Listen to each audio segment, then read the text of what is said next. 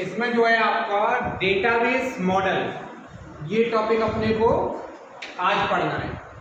कल के लेक्चर में मैंने आपको डीबीएमएस क्या होता है एक तो ये समझाया था, डीबीएमएस क्या होता है, ठीक है। फिर डीबीएमएस क्या क्या काम करता है, फंक्शंस ऑफ डीबीएमएस मैंने बताए थे आपको कौन कौन से होते हैं। उसमें मैंने कई तरह के काम बताए थे, क्रिएटिंग ऑफ डेटाबेस, फिर entering the database structure, drop the database table, इस तरह के inserting records into database, modifying data of the database, ठीक है, deleting data of the database, creating reports on database, इस तरह के मैंने डीबीएमएस के काम बताए थे। फिर मैंने आपको डीबीएमएस के फीचर बताए थे कि डीबीएमएस क्या क्या सुविधाएं हमें देता है। उसमें कई तरह के फीचर मैंने बताए, जैसे मैंने आपको सेंट्रलाइजेशन ऑफ डेटा, डेटा की सबसे बड़ा फीचर क्या होता है, सेंट्रलाइजेशन ऑफ डेटा। दूसरा फीचर मैंने बताया था कि डेटा आपका जब एक जगह स्टोर है तो आप उसको मल्टीपल प्लेसेस पर नेटवर्क के माध्यम से शेयर कर सकते हैं, यानी कि शेयरिंग ऑफ डेटा। क्योंकि डेटा एक जगह स्टोर होता है, अलग अलग जगह उसकी कॉपी नहीं बनती है, तो यानी कि उसमें नॉन रिडंडेंसी का फीचर होता है, डेटा का दोहराव नहीं होता है, ऐसा मैंने बताया था। क्योंकि डेटा का दोहराव नहीं होता है, डेटा एक ही जगह होता है, तो उसमें डेटा इंटीग्रिटी और डेटा कंसिस्टेंसी की जो समस्याएं होती हैं वो खत्म हो जाती हैं। यानी कि डेटा आपका शुद्ध होता है। अलग अलग जगह पर स्टोर करेंगे तो हो सकता है डेटा में कमियां हो, कहीं पर कुछ अपन ने लिख दिया हो, कहीं पर कुछ लिख दिया हो। मान लो किसी की एज एक जगह मैंने कुछ और चढ़ा दी और एक जगह कुछ और चढ़ा दी। इसका एग्जांपल देके मैं बताता हूँ। डेटा इंटीग्रिटी का तीन शब्द है, बहुत कंफ्यूजिंग करते हैं। डेटा इंटीग्रिटी, डेटा कंसिस्टेंसी और डेटा इंडिपेंडेंस, ये तीनों में क्या डिफरेंस है वो मैं आपको थोड़ा थोड़ा समझाता हूँ। इंटीग्रिटी का मतलब होता है आपका विश्वसनीयता। आपका डेटा चार जगह स्टोर्ड है, तो हो सकता है किसी एक जगह पर या दो जगह पर मिसमैच हो रहा हो आपका। जब डेटा मिसमैच होता है, मान लो आपने मुझे फ़ोन नंबर बताया तो मैंने उसको अपने एडमिशन फॉर्म में भी लिखा, आपके रजिस्ट्रेशन फॉर्म में लिखा, कहीं और भी मैंने लिखा है। तो तीन चार जगह मैंने जब लिखा है तो हो सकता है एक आध जगह मैन मेड मिस्टेक हो जाए, कहीं पर कोई गलती हो जाए। एक जगह मैंने कोई और नंबर लिख दिया, एक जगह मैंने कोई और नंबर लिख दिया। तो जब ऐसी समस्या हो जाती है, जब डेटा मल्टीपल प्लेसेस पर स्टोर होता है, तो ऐसी समस्या होना नॉर्मल सी बात है। तो ऐसे में डेटा की विश्वसनीयता खत्म हो जाती है, यानी कि डेटा इंटीग्रिटी खत्म हो जाती है।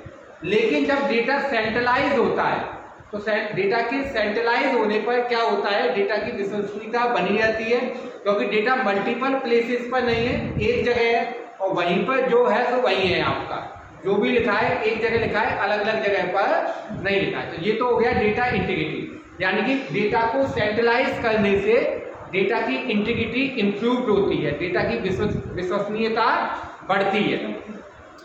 दूसरा पॉइंट था डेटा कंसिस्टेंसी।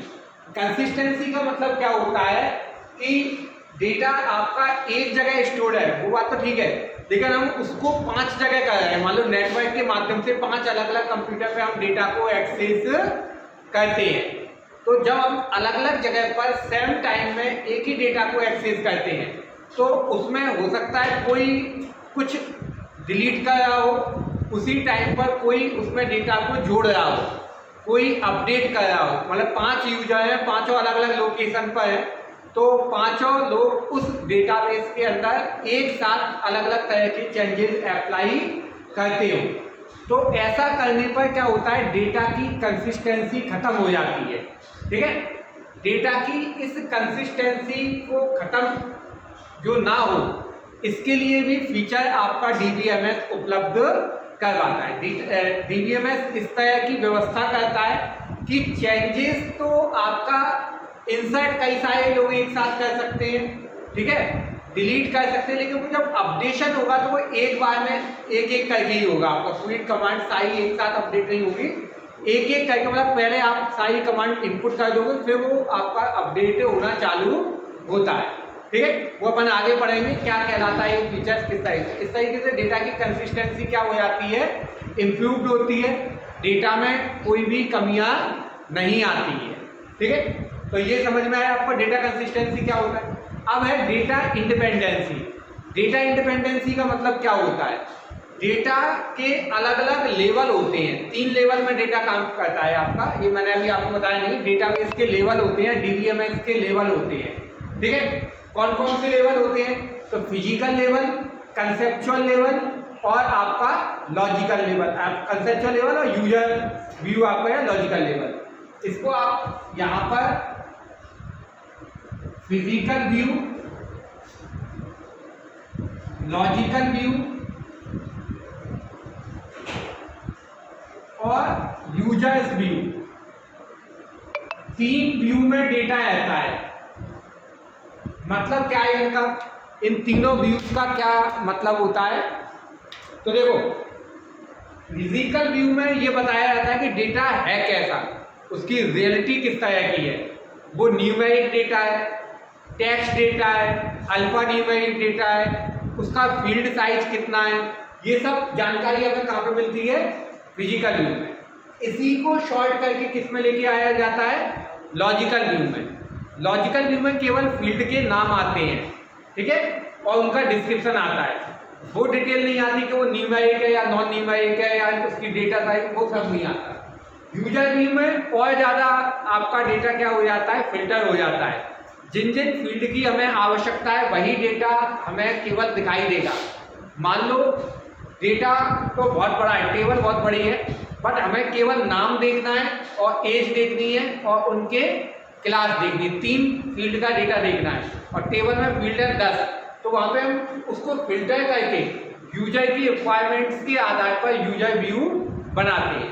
तो एक ही डेटाबेस के 3 व्यू बन गए और ये हैं एक ही डेटाबेस के, बट एक दूसरे से आपका पूरी तरीके से स्वतंत्र है, इंडिपेंडेंट है, कोई किसी पर डिपेंडेंट नहीं है। इसको कहा जाता है इंडिपेंडेंसी ऑफ डेटाबेस। क्या कहा जाता है आपका, डेटा इंडिपेंडेंसी या इंडिपेंडेंसी ऑफ डेटा। ठीक है, अब इसके लिए क्या हमें व्यू पता होना चाहिए कि क्या क्या व्यू होते हैं, तो मैंने ये बताया ही नहीं था आपको, इसी वजह से मैंने स्किप कर दिया था, क्योंकि उसमें व्यू पहले हमें पता हो तब हम इंडिपेंडेंसी पढ़ पाएंगे क्या होती है आपकी। ठीक है, तो ये कल मैंने क्या बताए थे आपको, डेटाबेस के अलग अलग तरह के फीचर्स कौन कौन से होते हैं, डेटाबेस क्या क्या काम करता है, क्या क्या उसके फीचर्स होते हैं। मुझे लगता है कोई इसमें दिक्कत नहीं होगी। ठीक है, ये वाली लाइट चालू करना, फॉक्स पड़े आए क्या, नीचे वाली हाँ सही है, एक नंबर। ठीक, तो अब आज का टॉपिक हमारा क्या है, आज का टॉपिक काफी इंपोर्टेंट टॉपिक है हमारा, और आज का टॉपिक है डेटाबेस के मॉडल, डिफरेंट टाइप के डीबीएमएस मॉडल, कौन कौन से मॉडल होते हैं और इनका क्या यूज है। तो फर्स्ट ऑफ ऑल हमें ये पता होना चाहिए कि मॉडल क्या होता है आपका। मॉडल का मतलब होता है, हिंदी में बोलते हैं नमूना और इंग्लिश में बोलते हैं इसको मॉडल। क्या अर्थ है इसका, हम जैसे कोई भी काम करने से पहले उसका एक मॉडल तैयार करते हैं। मान लो उदाहरण के लिए हम लेके चलते हैं, जैसे हमें एक मकान बनाना है, तो डायरेक्ट मकान नहीं बनाना चालू हो जाते, पहले हम उसका क्या तैयार करवाते हैं, मॉडल तैयार करवाते हैं ना। एक आर्किटेक्ट से हम पूरा उसका एक मॉडल तैयार करवाते हैं कि हमें कैसा बनाना है, कहाँ पे क्या रखना है, क्या मतलब आपको कोई भी काम करना है उससे पहले उसका एक प्रारूप बनाते हो। आप क्या बनाते हो, प्रारूप, उसी को इंग्लिश में क्या बोलते हैं अपन, मॉडल बोलते हैं। इसी तरह से जब हम किसी सॉफ्टवेयर को बनाने के लिए डेटाबेस बनाना चाहते हैं, तो डेटाबेस बनाने से पहले ऑन पेपर उसका एक मॉडल बनाया जाता है। क्या बनाया जाता है, आपका मॉडल बनाया जाता है। उस मॉडल में पूरी डिटेल होती है, डिटेलिंग होती है कि डेटाबेस के अंदर हमें कितनी टेबल बनानी है, कितने फील्ड बनानी है, कौन सी टेबल किस पर डिपेंडेंट होगी, ये सारी जानकारी किसके अंदर दी जाती है, आपकी मॉडल के अंदर दी जाती है। तो यहाँ पर डीबीएमएस के 3 मॉडल आपके जो है दिए गए हैं, हायरार्किकल मॉडल, नेटवर्क मॉडल और रिलेशनल मॉडल आपका। ये 3 तरह के डेटाबेस मॉडल हैं आपके, जिनको हमें समझना है। इसको थोड़ा सा और अगर हम डिटेल में समझें तो मेन तो 2 कैटेगरी होती है, लॉजिकल मॉडल और कंसेप्चुअल मॉडल आपका।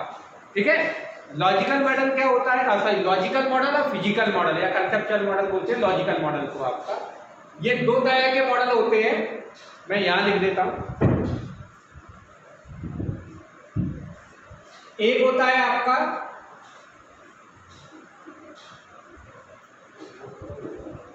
फिजिकल मॉडल और एक होता है आपका लॉजिकल मॉडल। तो फिजिकल मॉडल जो है उसके ये 3 टाइप हैं आपके।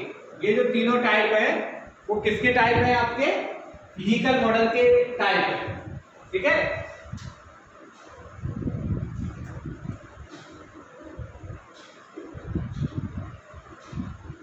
फिजिकल मॉडल और इसके 3 टाइप ये हैं।